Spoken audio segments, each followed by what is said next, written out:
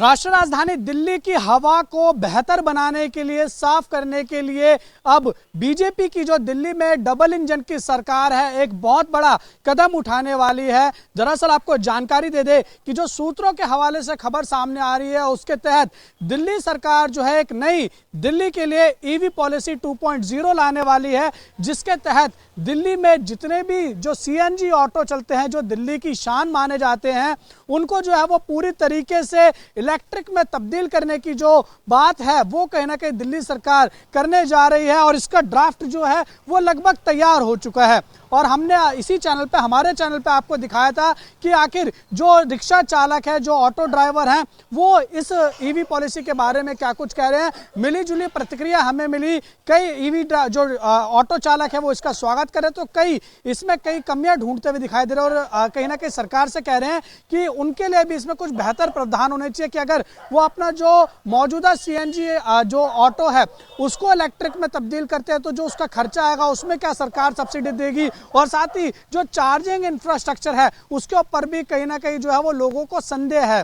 ऐसे में हमने देखे ऑटो चालकों की बात तो आपको सुना दी है, लेकिन ये जो नई ईवी पॉलिसी 2.0 आ रही है उसके लिए आप अगर देखेंगे तो ऑटो चालकों के साथ साथ दिल्ली की आम जनता के ऊपर भी जो है बड़ा असर जो है इस ईवी पॉलिसी में पड़ने वाला है। क्योंकि जो जानकारी है उसके अनुसार जिनके पास ऑटो के साथ साथ अगर घर में टू व्हीलर है या फिर स्कूटी है या फिर कारें हैं, उनको भी जो है वो आने वाले समय में इस पॉलिसी के तहत जो है सरकार इलेक्ट्रिक में कन्वर्ट करने की बात करेगी। तो ऐसे में दिल्ली की जनता इस नई ईवी पॉलिसी के बारे में क्या कुछ कहती है वो हम आपको दिखाएंगे इस खास कार्यक्रम में आपकी आवाज़ में। तो आइए, हमारे साथ कुछ लोग यहाँ पर मौजूद हैं और जानेंगे कि आखिर ये जो नई ईवी पॉलिसी आ रही है इसको लेकर आम जनता का क्या कुछ कहना है। क्योंकि हमारा ये जो कार्यक्रम है आपकी आवाज़, हम इस कार्यक्रम के माध्यम से जो है जनता की आवाज़ सरकार प्रशासन तक पहुंचाने की कोशिश करते हैं। तो आइए बातचीत कर लेते हैं कुछ लोगों से। हमारे साथ हैं कुछ लोग मौजूद है, बातचीत करेंगे, बैठेंगे, उनसे बातचीत करेंगे। आइए सर, क्या नाम है आपका? मोहन कुमार। मोहन जी, ये बताइए कि सबसे पहले तो जो नई भाजपा की सरकार है डबल इंजन की, आपको इसके काम कैसे लगे? बहुत बढ़िया काम रहे हैं अभी तक तो। पसंद आ रहे हैं? बिल्कुल। रेखा जी पूरा मुस्तैदी के साथ पूरी दिल्ली में सर्वे कर रही हैं, हर विभाग का काम देख रही हैं, पूरी निगरानी है। और अभी तो बजट पास ही हुआ है, आगामी देखेंगे आगे 6 महीने में क्या रिजल्ट निकल के आता है। देखिए मोहन जी, अगर आप देखें दिल्ली में जो सबसे बड़ी समस्या हमेशा रहती है, एक वो प्रदूषण का मुद्दा हमेशा रहता है, जिसमें सारी सरकारों को सर का दर्द वो प्रदूषण बनता है। अब ऐसे में जो नई भाजपा की सरकार है उसने दिल्ली में जो जाड़े में प्रदूषण होता है उसको लेकर या फिर दिल्ली की हवा को बेहतर बनाने के लिए अभी से काम करना शुरू कर दिया है। ऐसे कयास है, ऐसी सुगबुगाहट है कि एक नई ईवी पॉलिसी तैयार की गई है और इसको ईवी पॉलिसी 2.0 कहा गया है, जो मौजूदा ईवी पॉलिसी को बदलेगी। इसके तहत दिल्ली में जितने भी सीएनजी ऑटो है ना, उनको जो है वो पूरी तरीके से इलेक्ट्रिक में तब्दील कर दिया जाएगा। और इतना ही नहीं, बल्कि आपके घर में अगर स्कूटर बाइकें हैं तो उसमें ये भी सिफारिश की है इस ईवी पॉलिसी में कि उनको भी जो आने वाले समय में ईवी में बदला जाएगा। और अगर आपके पास 2 गाड़ियां पहले से ही है तो अगर आप तीसरी उसी पते पर खरीदना चाह रहे हैं तो आपको तीसरी गाड़ी जो है वो ईवी ही मिलेगी। ना पेट्रोल मिल सकती, ना सीएनजी मिल सकती, ना डीजल मिल सकती। तो ये जो भाजपा नई ईवी पॉलिसी लाने वाली है, अगर इसको मंजूरी मिल जाती है तो आप इसको कैसे देखें? ये आप लोगों के माध्यम से, मीडिया के माध्यम से ये आजकल आ रहा है अखबारों में, मीडिया में कि भाई नई ईवी पॉलिसी आ रही है। दिल्ली को देखते हुए स्वागत योग्य बात है।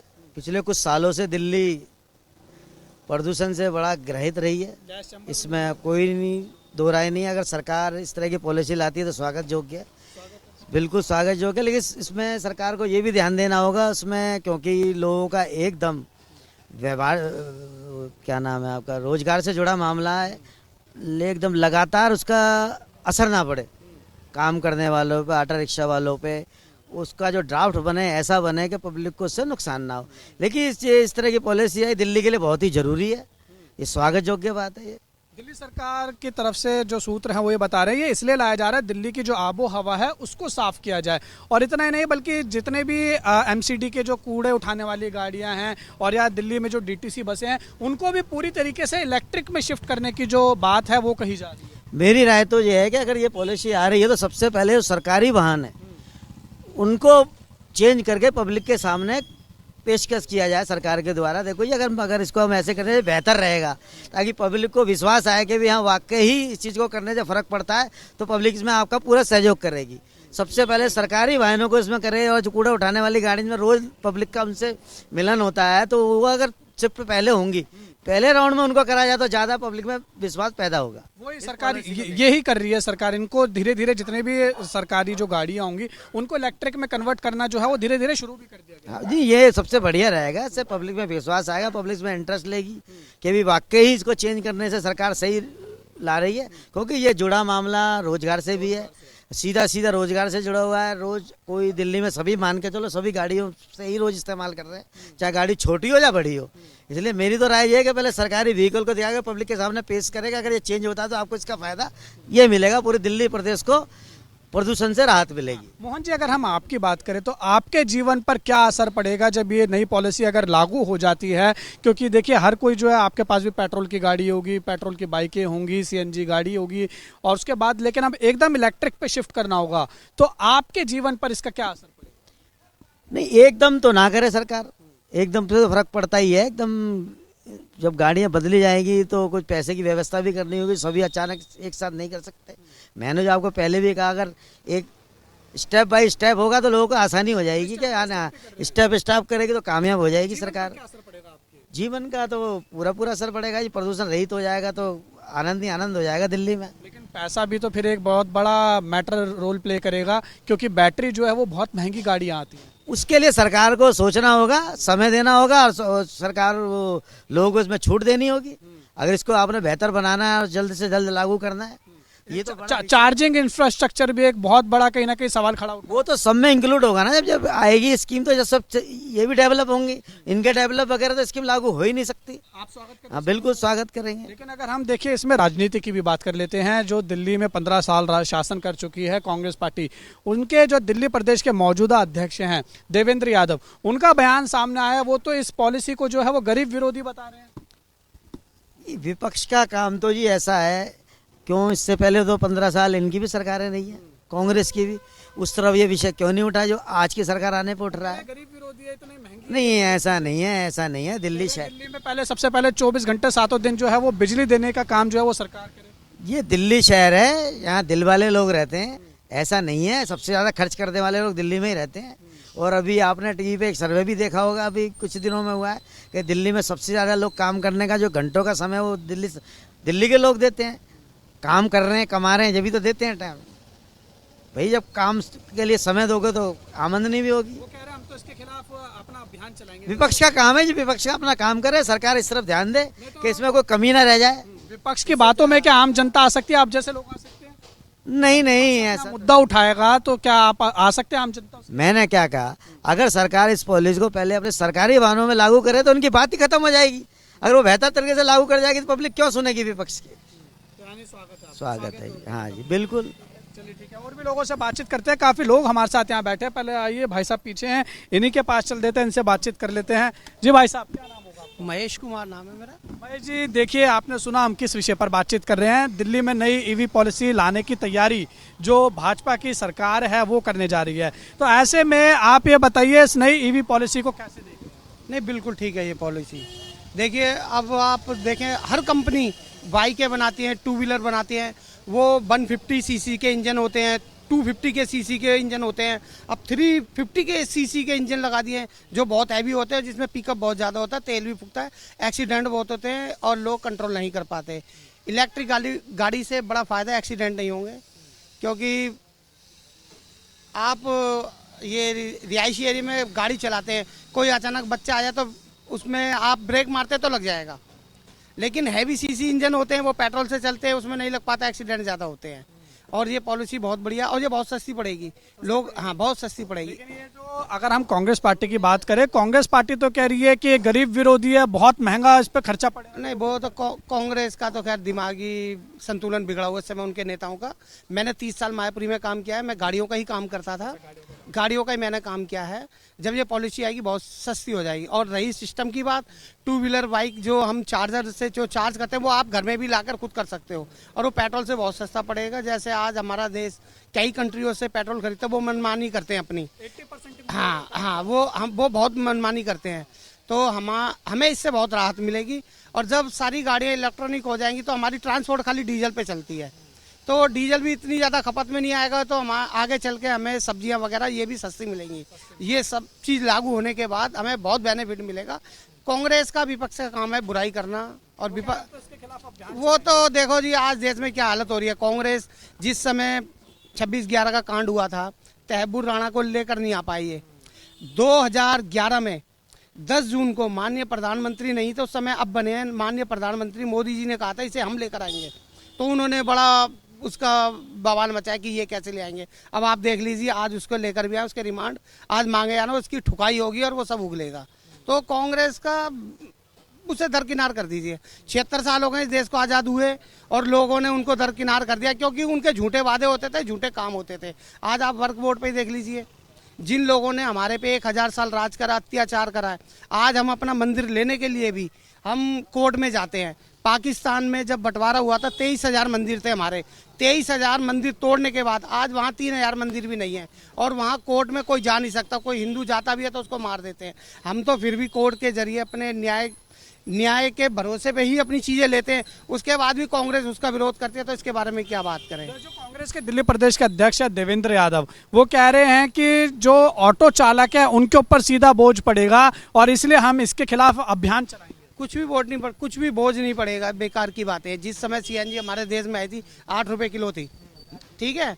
सरकार है ये, इन्होंने करते करते इतनी महंगाई कर दी। जब लोग इनसे परेशान हो गए तभी तो इन्होंने लोगों ने इनको धुतकारा है। अब ये कुछ भी बोलते रहे, पब्लिक इनकी बातों में नहीं आएगी। क्या सीएनजी से बीमारी होती है उसको कौन देखेगा?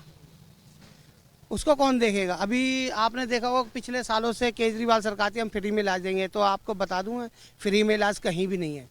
आपको हमको किसी को बड़ी तकलीफ, मैं आरएमएल की बताता हूँ। पिछले साल मेरा साला वो एक्सपायर हुआ है, पूरे 1 साल उसका इलाज चला था। जितने भी टेस्ट लिखे थे बाहर लिखे थे और मैं पैसा देकर आया था वहाँ।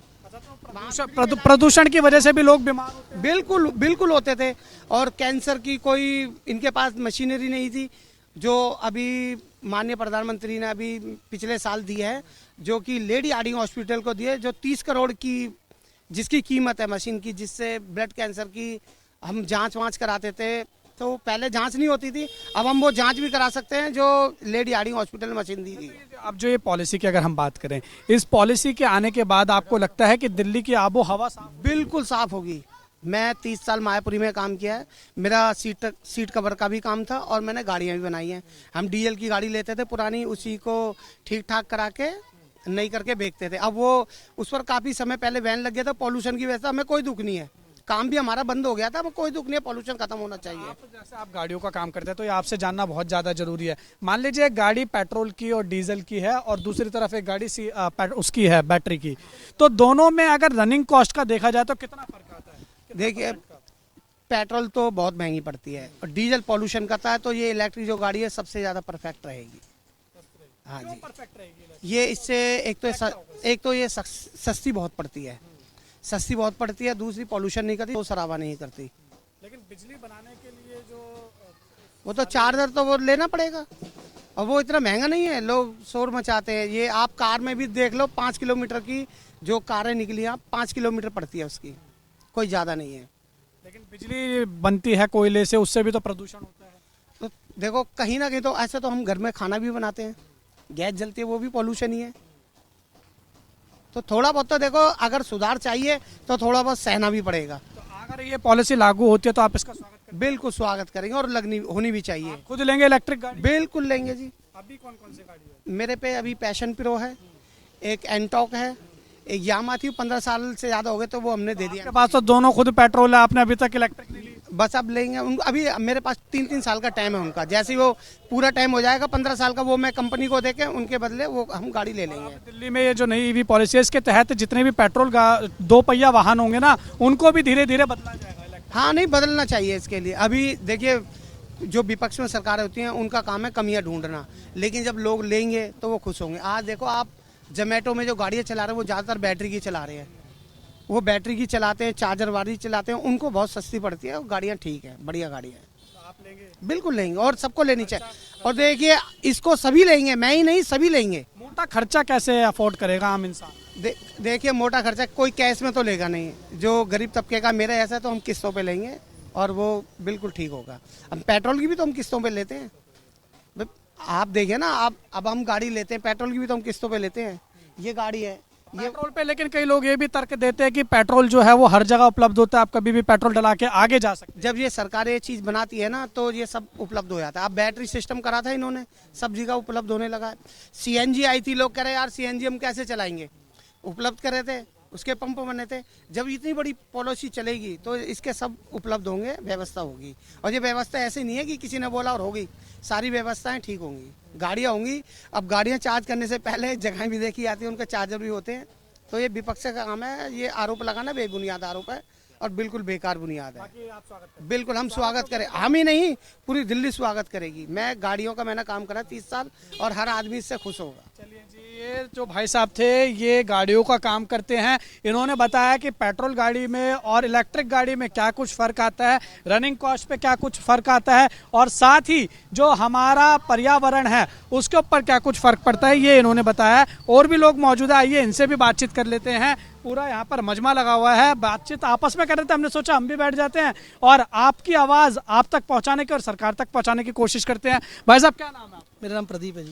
प्रदीप जी, आपने सुना किस विषय पर चर्चा चल रही है? दिल्ली की सरकार है वो नई ईवी पॉलिसी 2.0 ला रही है, पता सबसे पहले? हाँ जी पता है। कैसे पता? समाचारों के माध्यम से पता लगा है। क्या जानते हैं इसके बारे में? इसमें यही है कि जैसे जो डीजल की गाड़ियां हैं और जो पेट्रोल की गाड़ियां हैं उनसे लगभग 51.5% प्रदूषण फैलता है, जिसमें नाइट्रोजन ऑक्साइड और कार्बन ऑक्साइड ये गैसें आती है, जिसके कारण पोल्यूशन बहुत बड़ी तादाद में फैलता है।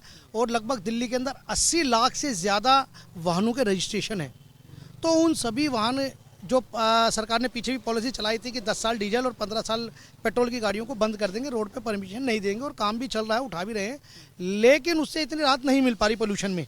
आपने देखा होगा पोल्यूशन एक बहुत बड़ी एक समस्या दिल्ली के लिए हो गई है, लगातार पोल्यूशन बढ़ता जा रहा है। वो भ्रमित करने वाली बात है सर, भ्रमित करने वाली बात है, लोगों को भ्रमित किया गया खामखा के। कितना लाभ मिल रहा है उससे ऑड-इवन करके? भाई रोड पे चल तो रही है। पराली के पास तो उनके पास तो इतना बड़ा साइंटिफिक रीजन था कि पराली को हम जड़ से खत्म कर देंगे, पराली का पोल्यूशन नहीं करेंगे, लेकिन जब बाद में पता लगाया गया तो कह रहे पराली तो जलेगी, जल के बिना वो खत्म हो ही नहीं सकती, कोई इसका कोई हल ही नहीं है बिना जलाए तो उसका। और उसके बाद वो कहने लगे कि पराली पहले पंजाब से आती थी, उसका धुआं पराली का जलता था तो धुआं आता था, दिल्ली में पोल्यूशन करता है। अब पंजाब में सरकार इसकी बन गई आम आदमी पार्टी की, तो जनता को बरकरार है कि अब ये पराली यूपी से जल के आ रही है, हरियाणा से जल के आ रही है। मतलब उसकी बातों को कोई अब वो चित्ते नहीं रहा, वो अब तो हार भी गया, उसका तो बात करना ही बेकार है। लेकिन अब जो मेन मुद्दे पर आप आए, जो यहाँ का पोल्यूशन है, ईवी जो इलेक्ट्रॉनिक वाहन जो है वो दिल्ली में चलाया जाए। क्योंकि इससे पहले आपको भी ध्यान होगा जब ये सरकार में नितिन गडकरी जी थे और उन्होंने भी बताया था कि भारत के अंदर लिथियम इतना है कि हम पेट्रोल पे निर्भर नहीं रहेगा भारत। यस, जम्मू कश्मीर में पाया तो बहुत बड़ी मात्रा में है और हम किसी दूसरे देश के ऊपर रहमो करम पे नहीं रहेंगे। क्योंकि अगर पेट्रोल डीजल हमें बाहर से कोई देना बंद कर दे तो हमारी तो अर्थव्यवस्था रुक जाएगी भारत की। तो इसको देखते हुए उन्होंने बहुत बड़े फैसले लिए थे। गडकरी जी ने बोल दिया था कि आने वाला समय जो है वो लिथियम का है और बैटरियों का। और आज अब दिल्ली की सरकार में जो बदलाव आया है, जो भाजपा की सरकार बनी है, उसने कि बहुत बड़ा खाफा एक ड्राफ्ट तैयार किया और बहुत अच्छा ड्राफ्ट तैयार किया है। लेकिन मेरा केवल यही निवेदन है सरकार से कि इसको इतना जल्दी ना करें, सोच समझ के इस ड्राफ्ट को बड़ी बारीकी से देख के और आसान प्रक्रिया में इसको लागू किया जाए। क्योंकि रोजगार सबको चाहिए होता है। ऑटो रिक्शे वाला भी है बेचारा, अगर रोज की दिहाड़ी नहीं करेगा तो उसके परिवार को रोटी नहीं मिलेगी। कई ऑटो चालक ऐसे हैं जो बेचारे रोज के 500 या 700 रुपये पर डे के हिसाब से वो ऑटो लेते हैं और बेचारे रोड पे चलाते हैं, अपने परिवार को पालते हैं। तो इन चीज़ों को भी ध्यान में रखा जाए। क्योंकि मैंने पढ़ा था थोड़ा सा कि वो बता रहे हैं कि अगर सीएनजी के भी ऑटो चल रहे हैं तो उनको बैटरी में बदल दिया जाए, इलेक्ट्रॉनिक में कन्वर्ट कर दिया जाएगा। लेकिन उसमें समय लग सकता है, अब उसमें 5 दिन लगे, 6 दिन लगे। मैं तो ये कहना चाहता हूँ सरकार जल्द से जल्द करे इसको, ताकि उनकी रोजी रोटी में असर ना पड़े। आप इतनी इलेक्ट्रिक पॉलिसी की तारीफ कर रहे हैं, मैं आप ही से सबसे पहले पूछना चाहूंगा क्या आपने कभी खुद इलेक्ट्रिक गाड़ी खरीदी है? सर वो खड़ी, मैं एक बार बोलना कैमरामैन को, मेरी इलेक्ट्रॉनिक गाड़ी है, 2 साल पहले खरीद ली थी मैंने वो गाड़ी। आपने खरीद ली है तभी आप यानी समर्थन जी हाँ, क्योंकि मैं आपके पास है इसलिए। जी जी जी इसीलिए मैं आपको बता दूं, इस गाड़ी को खरीदे हुए मैं अगर किलोमीटर का हिसाब लगा रहा हूं तो मेरी गाड़ी का लगभग 10,000 रुपया पेट्रोल का मैंने बचा लिया है इस गाड़ी से। और पोल्यूशन में भी मेरा भागीदारी है कि मैंने पोल्यूशन भी कम किया है। एक मोटरसाइकिल मेरी खड़ी है, अगर आप चाहो तो गली नंबर में 55 में जाके देखो लो, सड़ रही है। और मेरी गाड़ी वो सिर्फ 8 साल पुरानी मोटरसाइकिल है और वो सड़ रही है। क्यों नहीं चला रहे भाई? कहाँ चलाऊं, पेट्रोल इतना महंगा है। मेरी इलेक्ट्रिक गाड़ी इतनी बढ़िया गाड़ी है, मेरे जो काम होते हैं सारे काम इस पे हो जाते हैं, कोई दिक्कत नहीं आती मुझे। और बहुत अच्छी गाड़ी है ये कितने की ली थी? ये गाड़ी मैंने 54,000 रुपए की ली थी केवल मात्र ये इतनी महंगी है, आम जनता कैसे लेगी? सर एक बात बताइए, जितने भी आज टू व्हीलर आप उठा के देखिए, एक्टिवा हो चाहे होंडा का हो चाहे सूजी के किसी का भी हो, आप उठा के देखिए 80-90 हज़ार से कम ही नहीं है। लेकिन वो तो पेट्रोल डल के, अब लोग ये कहते हैं कि पेट्रोल पंप हर जगह पेट्रोल डलवा के आप देश के किसी भी कोने में जा सकते हैं, लेकिन आप बैटरी से कैसे जाएंगे? बिल्कुल सही कह रहे हैं। देखिए आप चला रहे हैं, क्योंकि मैं इसलिए आपसे सवाल पूछ रहा हूँ, आप कितनी दूर जा सकते हैं? मेरा जो एवरेज आ रही है इसकी, वो एवरेज आ रही है 60 किलोमीटर। एक बताइए आप 60 किलोमीटर में कैसे चले? यार मैं वही कह रहा हूँ, इसके अंदर और गाड़ियाँ भी हैं जो ज़्यादा किलोमीटर चल सकती हैं, क्योंकि इसमें जो बैटरी लगी है, छोटी बैटरियाँ लगी है। ओला भी आ रही है, ओला गाड़ी है, उसके ओला एथर बहुत सारी है। वो क्या कंपनी? वो स्कूटर भी ले लो, उसके अंदर वो स्कूटर कम से कम 120 या 130 किलोमीटर चलते हैं और 200 तक भी जा रही है, तो आराम से जा रही है, इसमें कोई दिक्कत नहीं है। हाँ, उसके स्टेशन बनाए जा रहे हैं, वो जगह सरकार उस पर चिंतन भी कर रही है, क्योंकि मुझे भी मालूम है, मैं इतना बड़ा बेवकूफ़ तो हूँ नहीं कि मैं इलेक्ट्रॉनिक गाड़ी ले लूँगा और 500 किलोमीटर ले जाऊँगा। मैं भी तो सोचूंगा ना कि क्या इसको चार्ज करने के लिए मुझे पॉइंट मिलेंगे, और ऐसी ऐसी गाड़ियां भी आने वाली है। मैं आपको बता दूं कि चार्जिंग टाइम भी तो है ना एक, मैं उसी पे बता रहा हूं कि ऐसी ऐसी टाइम लगता है। ये इस वाली गाड़ी को लगता है, मेरा जो चार्ज करता है 7 घंटे लगते हैं। बताओ, 7 घंटे इंतजार करेंगे? मैं वही बताने जा रहा था कि कई गाड़ियां अब ऐसी आ रही है जिसको मात्र आधे घंटे के अंदर आपकी बैटरी फुल हो जाएगी। ऐसे ऐसे नई टेक्नोलॉजी बिल्कुल आने वाली है। अभी उसमें मंथन भी चल रहा है, उसको तैयार भी किया जा रहा है, जगह जगह चिन्हित भी की जा रही है जगह को, कितने कितने किलोमीटर पे ये जो चार्जिंग पॉइंट है बनाया जाए। लेकिन वो फिर महंगी भी तो होंगी जो फास्ट चार्जिंग के साथ आएंगी। देखिए, सुविधा लेनी है तो कुछ आपको करना पड़ेगा। अब मान लो मेरा 10,000 रुपया बच गया 1 साल का, तो मुझे तो बहुत बेनिफिट है ना जी इसमें। पर्यावरण भी साफ है, पोल्यूशन भी नहीं हो रहा, आवाज पोल्यूशन भी नहीं है, नॉइज पोल्यूशन भी नहीं है, बहुत सी चीजें। बिल्कुल अच्छा वातावरण। भाई भागीदारी बन रहा हूँ ना दिल्ली के प्रदूषण को कम करने के अंदर मेरी भागीदारी है, वो मेरी इस गाड़ी के माध्यम से भागीदारी बनती है। कांग्रेस पार्टी क्यों इसका विरोध कर रही है? वो कह रही है गरीब विरोधी है। हाँ नहीं, देखो कांग्रेस पार्टी ठीक है, अब उनका तो हर चीज में विरोध करती है, वो वक्फ बोर्ड के बिल का भी विरोध करती है, हर चीज में विरोध ढूंढती है वो। अब तो उसकी बात ना करो तो अच्छा है, नए भारत की बात करो, नए फ्यूचर की बात करो। हाँ, मैंने बताया ना जैसे आपको कि सीएनजी जो चलाते हैं बेचारे, जो ऑटो चलाते हैं, गरीब हैं, उनके लिए मैंने कहा ना कि सरकार से निवेदन है कि बहुत सरल स्कीम लाई जाए, बहुत आसान तरीके से उनको अगर सीएनजी से या पेट्रोल से या डीजल से डाइवर्ट करना उनको बैटरी के लिए, तो आसान तरीके लाएं ताकि उनकी रोजी रोटी पे असर ना पड़े। ये सरकार का दायित्व बनता है और हमारा भी दायित्व बनता है, क्योंकि उनकी रोजी रोटी चलेंगी तो देश में वो भी रहेंगे, क्योंकि हम सब मिलके ही तो भारत हैं, हम सब मिलके ही तो दिल्ली हैं। देखिए, सरकार ने हमेशा से, जो भाजपा की सरकार है, नरेंद्र मोदी की सरकार है, और जो मंत्री रहे हैं हमेशा से हरदीप सिंह पुरी के साथ साथ अगर हम बात करें, जितने भी केंद्रीय मंत्री रहे हैं, वो हमेशा ये कहते हैं कि हमें जो है अपनी इकोनॉमी को शिफ्ट करना पड़ेगा और हमें अपने जो है ये पेट्रोल को जो है वो शिफ्ट करना पड़ेगा, क्योंकि कब तक हम पेट्रोल जो है वो इम्पोर्ट करते रहेंगे। 80% से ज़्यादा हमारा इम्पोर्ट होता है, तो हमें कोई बेटर ऑल्टरनेट जो है वो फ्यूल तैयार करना पड़ेगा। यस, बहुत अच्छी बात है। मैं आपको बता दूं, जैसे पेट्रोल के लिए हम निर्भर किन देशों पे, खाड़ी देशों पे ही है ना भाई, ईरान, इराक, यूएई, इन पे ही निर्भर है ना। अब मान लो किसी कारणवश भारत, आपको पता है, गृह युद्ध की स्थिति में बैठा हुआ है, अगर मान लो वहाँ पे ऐसी स्थिति आ जाती है और उन्होंने पेट्रोल देना बंद कर दिया या हमें डीजल देना बंद कर दिया, तो हम किसका मुंह देखेंगे? भारत किस पे निर्भर होगा ये बताइए। भारत को एक सोच लेके चलनी है ना, भारत को हमने आगे बनाना है ना, भारत को विश्व गुरु बनाना है ना, तो वो सोच निर्माण करना ही तो कार्य है, इस भारत को कैसे बनाना है। तो इसलिए हमारे पास नए रिसोर्स तैयार करने हैं ताकि हम किसी पे निर्भर ना रह सके। हमारा भारत अपने आप में संबल है, सबल भी है, उसमें कोई दिक्कत नहीं। नितिन गडकरी भी लगातार यही कहते हैं, वो हाइड्रोजन फ्यूल की बात करते हैं, इलेक्ट्रिक गाड़ियों की बात करते हैं, वो ऑल्टरनेटिव हमेशा ढूंढते रहते हैं। बिल्कुल ढूंढना ही है, कार्य करना ही है, कार्यरत रहना ही है, कार्य करना ही हमारा है। और आपने देखे खाड़ी देशों की बात करें तो खाड़ी देश भी जो है अब अपनी इकोनॉमी शिफ्ट कर रहे हैं, वो टूरिज्म पे शिफ्ट कर रहे हैं क्योंकि उनके पास भी पेट्रोल के भंडार जो है अब आप देखिए जो हम बात करते हैं दुबई है, ये है, अब वो कहाँ अपना इकोनॉमिक कहाँ शिफ्ट कर रहा है, कहाँ कर रहा है वो बड़े बड़े मॉल्स बना रहा है, बड़े बड़े टावर्स बना रहा है, और जो अपना पर्यटन है, जो टूरिज्म सेक्टर है, उसको बढ़ावा कर रहा है वो, क्योंकि उसको ही पता लग गया कि भारत के अंदर जितना खपत पेट्रोल की होती थी, जो हमसे लेता था भारत, आने वाले समय में नहीं लेगा, क्योंकि अब हमने अपनी इकोनॉमिक को चलाने के लिए हमको अपने को डाइवर्ट करना और शिफ्ट करना है, तो टूरिज्म पे अपने आप को शिफ्ट कर रहे हैं। भारत से कितने लोग जा रहे हैं, कितनी शूटिंगें दुबई में होती हैं, कितने गाने दुबई में होते हैं, कितना इनॉग्रेशन लोग जो जाते हैं अपनी सेलिब्रेशन करने जाते हैं, ये सही क्या भारत से ही सीख लिया उनने, क्योंकि भारत ही जन्मदाता है। भारत के पास ऐसे ऐसे रिसोर्स हैं, अगर भारत अच्छी गाइड के साथ यानी अच्छी शिक्षा पद्धति के साथ आगे बढ़ेगा तो एक दिन भारत जरूर विश्व गुरु बनेगा। तो आप तैयार हैं ईवी में कन्वर्ट होने के? बिल्कुल तैयार हूं, मैं तो हो ही चुका, मैंने तो बताया आपको, मैं तो हो ही चुका। मैंने अपने 2-3 मित्रों को भी सजेस्ट किया, उन्होंने भी ली है, मेरे एक मित्र हैं उन्होंने भी गाड़ी ली है, ईवी गाड़ी ली है। और आप ये देखिए जो इलेक्ट्रिक ई रिक्शा आए हैं बैटरी के, कितनी बड़ी दिल्ली में चलते हैं वो, कितने गरीबों को रोजगार मिलता है उनसे। आप ये सोचिए कितना बड़ा वो भूमिका निभा रहे हैं कि दिल्ली में पोल्यूशन कम हो। आप ये भी देखिए जो अपने दिल्ली की बात करूं मैं, बंगला साहिब के अंदर एक बहुत बड़ा एक स्मोक टावर लगाया था कि इससे पोल्यूशन कम होगा। आप आज की स्थिति में जाके देखिए केजरीवाल सरकार ने कितना लाखों करोड़ों का विज्ञापन खर्च कर दिया, पैसा भारत का, देश का, दिल्ली के लोगों का, और अब वो स्मोक टावर बंद पड़ा है, डेड पड़ा है, क्योंकि वो काम ही नहीं कर रहा। केवल एक भ्रमित करने की स्थिति दिल्ली के अंदर उन्होंने पैदा कर रखी थी। लेकिन ये ईवी का बड़ा अच्छा कदम है, बहुत अच्छा कदम है। हाँ नहीं, सोच समझ के चेंजेस करने चाहिए ताकि जनता है, जनता के ऊपर बोझ नहीं पड़ना चाहिए।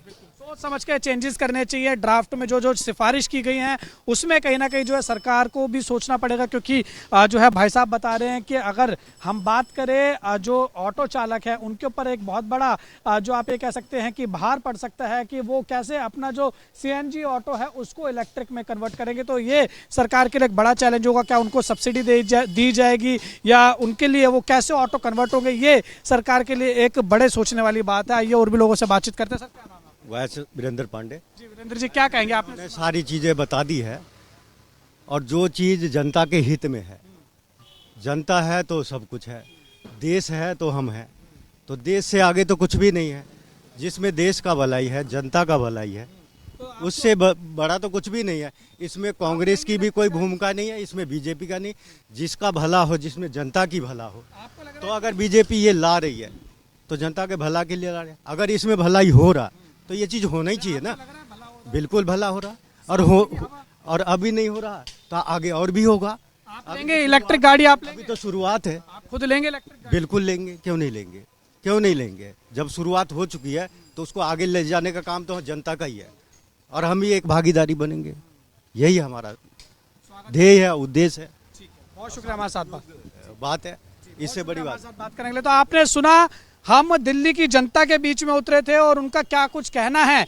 ईवी पॉलिसी जो नई जो दिल्ली की सरकार, भाजपा की सरकार है, जो लाने की सोच रही है, जिसका ड्राफ्ट जो है वो लगभग तैयार हो गया। सुगबुगाहट है कि इसको बहुत जल्द जो है वो लागू किया जा सकता है। अभी फिलहाल पुरानी नीति जो है ईवी की वो 31 मार्च को जो है वो समाप्त हो गई थी, लेकिन उसको 15 दिन के लिए आगे और बढ़ा दिया गया है। और उसके बाद अब एक पूरा खाका, एक ड्राफ्ट तैयार किया गया है ईवी पॉलिसी 2.0 के तहत। उस पर जो है लगातार हमें राजनीति भी देखने को मिल रही है, लेकिन दिल्ली की आम जनता जो हमारे साथ जुड़ी थी, हमने उनसे जानना चाहा कि जब नई ईवी पॉलिसी 2.0 लागू हो जाएगी तो वो इस ईवी पॉलिसी का समर्थन करेंगे या नहीं करेंगे, या इनके मन में क्या कुछ बात है, सरकार तक क्या बात पहुंचाने की ये अपने मन में बात रखते हैं कि सरकार तक बात पहुंचे, प्रशासन तक बात पहुंचे। वो हमने आपको दिखाया। यहाँ पर आपको बता दें कि 15 अगस्त 2025 यानी इसी साल से जो है वो इस पॉलिसी को जो है लागू किया जा सकता है, ऐसी खबर है। लेकिन जो ड्राफ्ट तैयार किया गया उसमें कई चेंजेस जो है वो भी हो सकते हैं, और चरणबद्ध तरीके से ये कहा जा रहा है कि दिल्ली में जितने भी सीएनजी ऑटो हैं उनको जो है वो धीरे धीरे इलेक्ट्रिक में कन्वर्ट किया जाएगा, और जो 10 साल से ज़्यादा पुराने ऑटो हैं उनको भी इलेक्ट्रिक में कन्वर्ट किया जाएगा। और 15 अगस्त 2025 से जो नए ऑटो हैं उनका जो पंजीकरण है, जो रजिस्ट्रेशन है, वो पूरी तरीके से रोक दिया जाएगा और 10 साल से जो पुराने ऑटो है उनको जो परमिट है वो भी नहीं दिया जाएगा। और इसके साथ साथ जो 2 व्हीलर्स बाइक हैं या फिर स्कूटियां हैं पेट्रोल की, इनको भी जो है वो धीरे धीरे करके इलेक्ट्रिक गाड़ियों में जो है, इलेक्ट्रिक स्कूटर्स में, इस तरीके के जो स्कूटर्स हैं उसमें जो है वो शिफ्ट किया जाएगा। अलग अलग स्कूटर्स जो है वो आते हैं मार्केट में इस तरीके के, तो इनमें इनको शिफ्ट किया जाएगा। और इसके साथ साथ इस पॉलिसी में ये भी बताया जा रहा है, सूत्रों के हवाले से खबर है कि अगर दिल्ली में किसी घर में आदमी के पास, किसी लोग के पास जो है वो 2 गाड़ियां हैं, वो डीजल की हो, पेट्रोल की हो, सीएनजी की हो, अगर वो तीसरी गाड़ी सेम पते पर खरीदना चाह रहा है तो वो तीसरी गाड़ी पेट्रोल या फिर डीजल या फिर सीएनजी नहीं ले सकता, उसको इलेक्ट्रिक गाड़ी ही मिलेगी। ये वो मोटी मोटी चीजें हैं जो इस ड्राफ्ट में रखी गई हैं। बहरहाल जनता ने अपने सुझाव बताए हैं कि सरकार को क्या कुछ इसमें सुझाव जो है वो ऐड करने चाहिए, क्या चेंजेस करने चाहिए। और कहीं ना कहीं हमारे इस कार्यक्रम का मकसद भी यही रहता है कि हम जनता के बीच में उतरे और उनके मन में क्या कुछ चल रहा है वो हम इस कार्यक्रम के माध्यम से आप तक, पूरे देश तक और साथ ही सरकार प्रशासन तक हम पहुंचाने की कोशिश करते हैं। हमारे कार्यक्रम का नाम ही आपकी आवाज़ है, जहां पर हम आप लोगों की आवाज़ उठाते हैं। और इसी तरीके के कार्यक्रम के लिए देश में अलग अलग जगहों पर क्या कुछ चल रहा है, अलग अलग राज्यों में क्या चल रहा है, वो हम आपको दिखाते रहते हैं। तो आप हमारे ये कार्यक्रम आपकी आवाज़ ज़रूर देखते रहिए। वीडियो जर्नलिस्ट बलदेव के साथ उज्जवल कुमार, JK24/7 न्यूज़, दिल्ली।